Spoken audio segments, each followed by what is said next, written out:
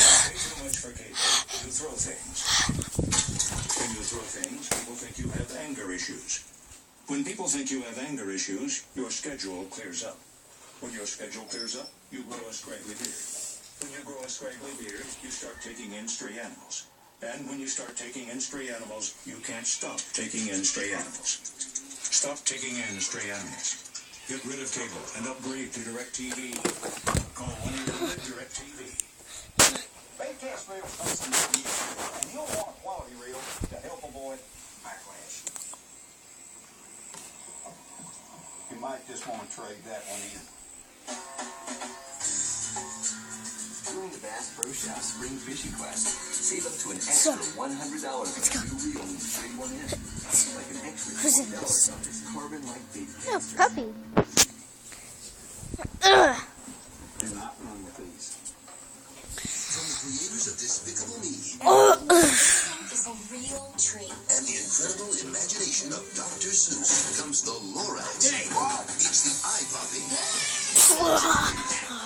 high-flying, What happened? heart-stopping event of the year. Divine me. Dr. Seuss's The Lorax. I'm waiting for the world's best to walk my fairways and renew my tradition. First and second round coverage of the Masters coming in April on ESPN. Let's take it. Is this weekend going through Tuesdays to bring job interviews out there in the NFL as the NFL Combine continues in Indianapolis. Interviews and messages continue. The real stars shine and Combine legends begin as they get out there on the field. Let's roll back to Indianapolis to find out who we expect to shine with a lady who's got the fastest 40 in heels and RG3's motivation. That's Rachel Nichols and Todd Michelle. You've got RG3 going there. Anything I can do to help. That's very nice. It's kind, really. Well, Mike, we're going to have sort of a quiz show version here. I don't know if I have the fabulous cash and prizes that say Pat Sajak has, but I'll give you a shot. Just happy to be here. Exactly. All right, so let's go through just a couple quick hits here. Who has the most games from their combine performance? Yeah, I would say Alshon Jeffrey, the wide receiver from South Carolina. If you Google his name, the first result that comes up is Alshon Jeffrey fat. And it just tells you what, everything you need to know about what's gone on in his life in the last year. He's gained weight. He didn't look as sudden, as sharp, and explosive as a player. And so there was concern coming in. Is he up over 240 pounds? Well, he checked in at 216 pounds. And I'm hoping we see a slimmer, more explosive receiver that shows the quickness that we saw back in 2010 when he was more productive. So he's a guy who can build his reputation up. All right, next pre-show question. Who has the most to lose here at the combine? I'm going to kind of dance around this question, to be honest with you, Rachel. I'm going to go with Luke. That is not going to win you the fabulous cash and prizes. I know, but I wanted to mention Luke Kuechly from Boston College. He had 532 tackles in 3 seasons at Boston College. I mean, the numbers in terms of tackles just through the roof. He's instinctive. I think maybe the most instinctive linebacker I've ever evaluated. He does all the little things right, very good tackler, but he's not going to run a great 40 time, probably in the 4.7 second range. He's not going to jump through the gym. He's not going to run great results in terms of the short shuttle and the long shuttle and all those things. I don't know that it's necessarily going to hurt his draft stock, but any team that looks at what he does here and compares it to the tape and says, well, maybe he's not going to get it done the next level, I think that they're making a big mistake because he should be a great player in the NFL. And on the flip side of that, there's always someone in these workouts who comes through and does something amazing, whether it's on the bench press or just in the 40 or something like that. Who do you think is going to have the workout we're all going to be talking about in a day or two? It could be almost an unknown in Miami wide receiver Tommy Streeter. Now, you go back and look at his production, 2009 and 2010, 6 catches combined. And then you go this past season, 46 catches. Not huge production, but a huge spike in production. He's 6'4", and I'm told he's running in the 4.3 range in the 40-yard dash. So if you have a 6'4" receiver who's starting to come into his own, who runs in the 4.3s, you're talking about a player who could go from the late rounds to maybe the middle rounds. I don't see it on tape with him, but some teams like to draft for potential, and you could see that a lot of potential with Tommy Streeter running 4.3. And we were joking before about RG3 saying that his motivation was to prove you wrong. One thing that he has said a lot more seriously is that he thinks the interviews are so important for him because he wants to convince teams that the offense that he ran at Baylor is more complex Boston. They think he's capable of a pro-style offense. Is he the guy they're using those critical for, or is it someone else?